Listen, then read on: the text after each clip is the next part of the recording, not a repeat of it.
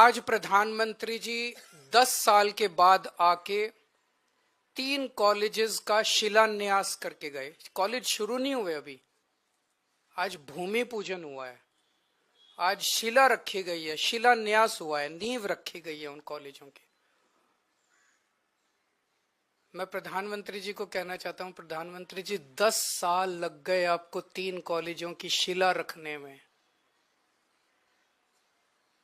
इन 10 सालों में जब तक आप शिला रख रहे थे, इन 10 सालों में मैंने 22,000 क्लासरूम बना दिए, 3 नई यूनिवर्सिटी बना दी, 11 नए वोकेशनल कॉलेज बना दिए और 6 यूनिवर्सिटी कैंपस बना दिए।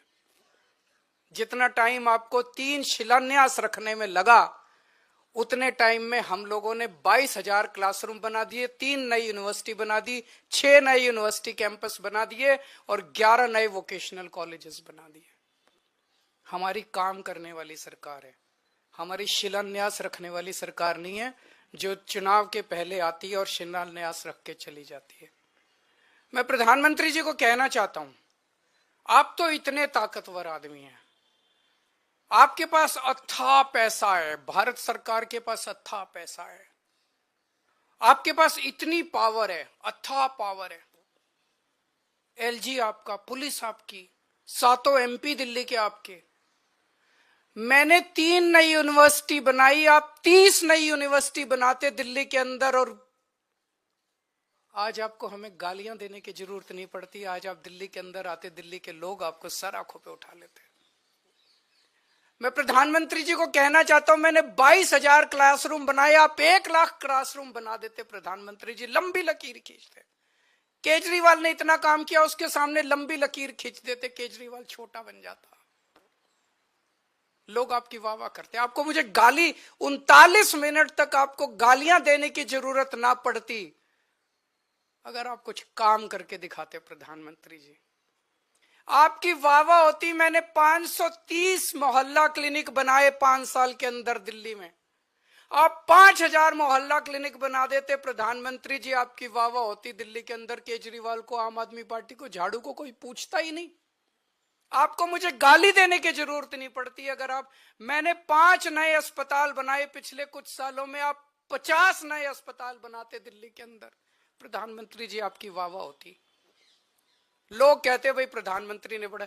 आपको आज 39 मिनट तक केजरीवाल को और मोहल्ला आम आदमी पार्टी को और दिल्ली के लोगों को गालियां देने की जरूरत नहीं पड़ती। पिछली बार याद करो, इसमें भी लिखा हुआ है, इनके संकल्प पत्र में लिखा है, 40 पूर्वांचली समाज के साथ सबसे बड़ा धोखा किया है भारतीय जनता पार्टी ने। सबसे बड़ा धोखा पूर्वांचली समाज के साथ किया। हमारे उत्तर प्रदेश और बिहार के गरीब भाई दिल्ली में आते हैं, या तो पढ़ने आते हैं या नौकरी ढूंढते हुए आते हैं। उन्हें दिल्ली में किराए पे रहने के लिए जगह नहीं मिलती, तो वो कच्ची कॉलोनियों के अंदर सस्ते किराए पे या तो ले लेते हैं जगह, और या खरीद लेते हैं सस्ती कच्ची कॉलोनियों के अंदर। तो कच्ची कॉलोनियों में दिल्ली के अंदर लगभग मोटे मोटे तौर पे सब पूर्वांचल समाज के लोग रहते हैं। दिल्ली के अंदर कच्ची कॉलोनियों में 2014 के पहले कोई काम नहीं होता था, नरक की जिंदगी थी। 10 साल के अंदर आम आदमी पार्टी की सरकार ने लोगों को इज्जत और सम्मान की जिंदगी दी। हमने अपने पूर्वांचल समाज के भाइयों के लिए सड़कें बनाई, गलियां बनाई, स्ट्रीट लाइट्स लगवाई, नालियां बनवाई, सीवेज सिस्टम दिया, पानी की पाइपलाइन बनवाई, सीसीटीवी कैमरे लगवाए, मोहल्ला क्लिनिक बनाए, अस्पताल बनाए, स्कूल बनाए, उनको इज्जत की जिंदगी दी। 2020 में मेरे को याद है, शायद 5 दिसंबर का दिन था, जब हरदीप पुरी जी और ये आए थे और दिल्ली के लोगों को, पूर्वांचल समाज के लोगों को 2019 या 2019 के पहले वो प्रॉमिस करके गए थे, 40 लाख दिल्ली की कच्ची कॉलोनियों के लोगों को हम मालिकाना हक देंगे, उनकी रजिस्ट्री कराएंगे। 5 साल में 25,000 लोगों की रजिस्ट्री हुई है, 40 लाख के मुकाबले 25,000 लोगों की। तो लोग कहने लगे हैं, जो कहते हैं वो तो कम से कम बिल्कुल नहीं करते ये लोग, और कुछ करे ना करे, जो ये वादा करते हैं वो तो आप ये लिखवा लो कि ये बिल्कुल नहीं करते। आज प्रधानमंत्री जी बोले दिल्ली में आपदा आई हुई है। कई बार उन्होंने कहा दिल्ली में आपदा आई हुई है, दिल्ली में आपदा। आपदा दिल्ली में नहीं आई, आपदा भाजपा में आई हुई है। 3 तरह की आपदा भाजपा में आई हुई है। पहली आपदा, भाजपा के पास सीएम चेहरा नहीं है। दूसरी आपदा, भाजपा के पास नैरेटिव नहीं है, उन्हें पता ही नहीं चुनाव किस मुद्दे पे लड़ना है।